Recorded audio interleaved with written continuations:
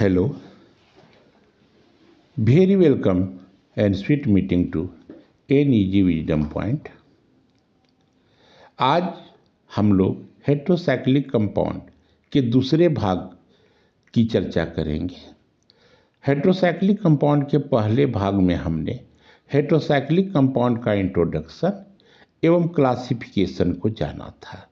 साथ ही हमने aliphatic compound, alicyclic compound, aromatic compound को भी इंट्रोड्यूस किया था। आज की क्लास में एरोमेटिक हेट्रोसाइक्लिक कंपाउंड के अंतर्गत फ्यूरॉन के विषय में जानेंगे।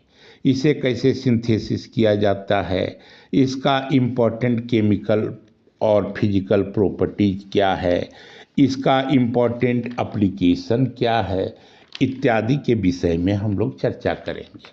पिछले क्लास में हमने हेट्रोसाइक्लिक कंपाउंड को दो भागों में नॉन एरोमेटिक हेट्रोसाइक्लिक कंपाउंड और एरोमेटिक हेट्रोसाइक्लिक कंपाउंड के रूप में क्लासिफाई किया था। आज इसी क्रम में हम फ्यूरॉन पर चर्चा कर रहे हैं। Furan is a 5 membered heterocyclic compound जहां ऑक्सीजन हेट्रो एटम के रूप में यहाँ उपस्थित होता है। अब हम फ्यूरॉन के सिंथेसिस को जानते हैं।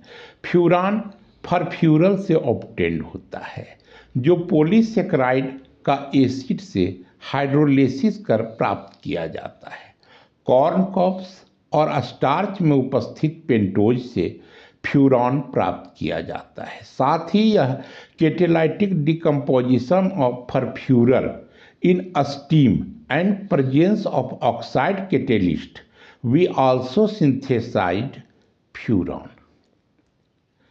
अब हम इम्पोर्टेंट रिएक्शन ऑफ फ्यूरॉन पर चर्चा करेंगे। यहाँ हम सबसे पहले केमिकल रिएक्शन ऑफ फ्यूरॉन पर चर्चा करते हैं। Furan undergoes in Diels Alder reaction with maleic anhydride, cycloadduct is formed. Also in reduction reaction of furon is catalytically reduced to tetrahydrofuran. Oxidation to furan gives succinaldehyde. With reaction with nitric acid, furan gives 2-nitrofuran. Reaction with bromine, it gives 2-bromofuran. और भी बहुत से reaction हैं जो सचित्र आपके समक्ष उपस्थित हैं।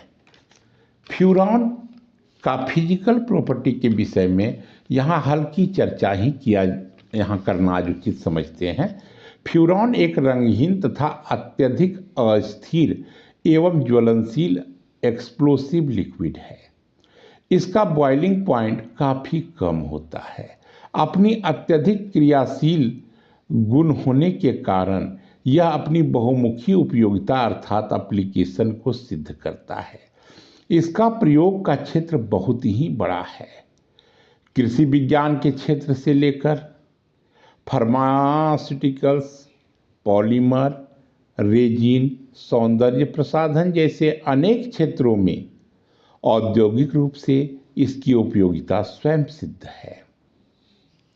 चूँकि यह एक बहुत ही उपयोगी तत्व है और इसके सारे एप्लीकेशन को जानना हमारे लिए जरूरी है, अतः हम सब फ्यूरॉन के उपयोग एवं उसके भौतिक गुणों पर चर्चा अगले क्लास में करते हैं।